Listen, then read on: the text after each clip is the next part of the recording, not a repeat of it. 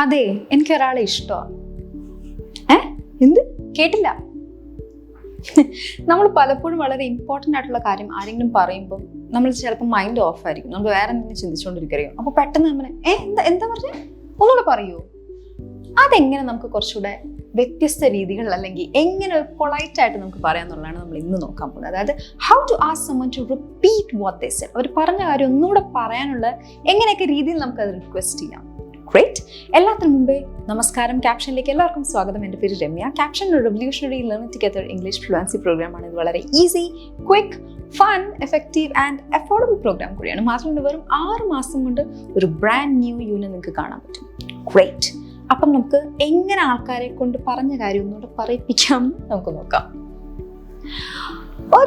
ഒരു ഫ്രേസ് എങ്ങനെയാന്ന് വെച്ച് കഴിഞ്ഞാൽ, would you mind repeating that? അല്ലെങ്കിൽ do you mind repeating that? അതായത് നമ്മളിപ്പം എന്തെങ്കിലും ഒരു കാര്യം പറഞ്ഞു, ആരെങ്കിലും എന്തെങ്കിലും ഒരു ഐഡിയ പ്രസന്റ് ചെയ്തു. ഇപ്പോൾ ഒരു പ്രൊഫഷണൽ രീതിയിലാണെങ്കിൽ ഒരു ഐഡിയ പ്രസന്റ് ചെയ്തപ്പം നമുക്ക് അതങ്ങോട്ട് മനസ്സിലായില്ല. ചിലപ്പോൾ നമ്മൾ കേട്ടിട്ടുണ്ടാവില്ല, നമ്മൾ വേറെ എന്തോ ആലോചിച്ചിരിക്കും. നമ്മൾ നമ്മുടെ ഐഡിയയെക്കുറിച്ച് ഇങ്ങനെ നമ്മുടെ ടേൺ വരുമ്പോൾ എന്താ പറയേണ്ടത്. അപ്പോൾ അതേസമയം പുള്ളിയുടെ ഐഡിയ പറഞ്ഞപ്പോൾ ആൾക്കാരൊക്കെ അത് കുഴപ്പമില്ലെന്ന് പറഞ്ഞാൽ ഞാൻ കേട്ടില്ലല്ലോ, would you mind repeating that? അല്ലെങ്കിൽ നമ്മുടെ ഐഡിയ നമ്മൾ തന്നെ പറയണതാണെങ്കിൽ അവർ പറഞ്ഞ കുറച്ചുകൂടെ ഫോമൽ ആൻഡ് പൊളൈറ്റ് രീതിയിൽ പറയുന്നതാണ്. By using this sentence you make sure that the other person is offended. അതായത് അവരെ ഒഫെൻഡ് ചെയ്യിക്കാണ്ട രീതിയിൽ വുഡ് യു മൈൻഡ്, അതൊക്കെ വളരെ ആ ഒരു എന്താ പറയുക യൂസേജ് എന്ന് പറഞ്ഞാൽ വളരെ പൊളൈറ്റ് ആയിട്ടാണ് നമ്മൾ അത് ചോദിക്കുന്നത്. Would you mind repeating that അല്ലെങ്കിൽ do you mind repeating that. മറ്റേ ആൾക്കാരെ മുഷിപ്പിക്കാത്ത രീതിയിൽ നമ്മളത് പ്രസന്റ് ചെയ്യണം. അതാണ്. അപ്പം ഇതൊരു വേ ഓഫ് ആസ്കിങ് ആണ്. വേറൊന്നെന്ന് വെച്ച് കഴിഞ്ഞാൽ പാർഡൻ അല്ലെങ്കിൽ സോറി, എക്സ്ക്യൂസ് മീ. സോ ഇത്തരം രീതിയിൽ ഒന്നുകൂടെ ഒന്ന് പറയോ, എന്താ ഞാൻ കേട്ടില്ല, അങ്ങനെ നമ്മൾ പറയാറില്ലേ. എന്താ പെട്ടെന്ന് ആ ഒരു ക്യൂരിയോസിറ്റിയുടെ പുറത്ത് നമ്മൾ ചോദിക്കാറില്ലേ. By using this phrase you ask the other person to forgive you for not understanding or getting what was spoken. അതായത് നമ്മൾ പറയണെങ്കിൽ ഒന്ന് ക്ഷമിക്കണോ, ഞാൻ കേട്ടില്ല, അത് ആ ഒരു രീതിയിലാണ് നമ്മൾ ഇത്തരം വാക്കുകൾ ഉപയോഗിക്കുന്നത്.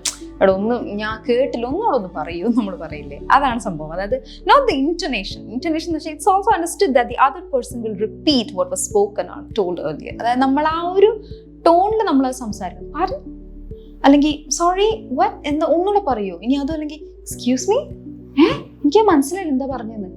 അത്തരം രീതിയിൽ അല്ലാണ്ട് നമ്മൾ ആ ഒരു പറയുന്ന രീതി മാറിക്കഴിഞ്ഞ് കഴിഞ്ഞാൽ ചിലപ്പോൾ മറ്റുള്ളവർക്ക് അത് വേറെ രീതിയിൽ തോന്നിയേക്കാം. ഇതിനൊക്കെ പറയാനൊരു ശൈലിയുണ്ട്. അപ്പം ഇതും അതുപോലത്തെ ഒരു സംഭവമാണ്. ഓൾറൈറ്റ്. വേറെ ഒന്നെന്ന് വെച്ച് കഴിഞ്ഞാൽ sorry I didn't catch that അല്ലെങ്കിൽ sorry I didn't get U.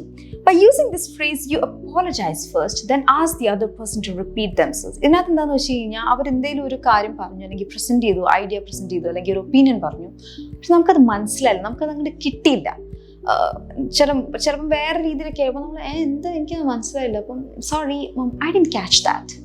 അത് വളരെ എന്താ പറയുക, ഒരു formal way of saying I didn't catch that, എനിക്കത് മനസ്സിലായില്ല അല്ലെങ്കിൽ ഐ ഡിഡ്ന്റ് ഗെറ്റ് ദാറ്റ്, എന്താ നിങ്ങൾ ഉദ്ദേശിക്കുന്നതെന്ന് എനിക്ക് മനസ്സിലായില്ല.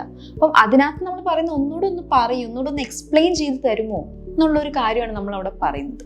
സോ ഇത്തരം രീതിയിലൊക്കെ നമ്മൾ ഒരാൾ പറയുമ്പോൾ നമുക്കത് മനസ്സിലായില്ല അല്ലെങ്കിൽ നമ്മൾ കേട്ടില്ല എന്ന് പറഞ്ഞാൽ നമുക്ക് ഈ ഒരു ടൈപ്പ് ഓഫ് ഫ്രേസസ് ഉപയോഗിക്കാൻ പറ്റും. അല്ലാണ്ട് can you please repeat that, അത് പറയുന്നതിനെക്കാട്ടിലും കുറച്ചുകൂടെ വൃത്തിയുണ്ട് ഇത്തരം യൂസേജസിൽ. അടുത്തതിനകത്തേക്ക് പോകുന്നതിന് മുമ്പ് എനിക്ക് ചെറിയൊരു റിമൈൻഡർ അബൌട്ട് ക്യാപ്ഷൈൻസ് ലേണിംഗ് സ്റ്റൈൽ. ഇതിനകത്ത് ഒരുപാട് ഫീച്ചേഴ്സ് ഉണ്ട്. ലൈക്ക് ലൈവ് ക്ലാസ്സസ്, നമ്മുടെ ഓൺലൈൻ സെഷൻസ് പോലെ അവിടെ നിങ്ങൾക്ക് ഇൻസ്ട്രക്ടറുമായിട്ട് ഡയറക്റ്റ് ഇൻട്രാക്ട് ചെയ്യാം, മറ്റ് പിള്ളേരുമായിട്ട് നിങ്ങൾക്ക് ഒരുമിച്ചിരുന്ന് പഠിക്കാം, ഡൗട്ട്സ് ഒക്കെ ക്ലിയർ ചെയ്യാം.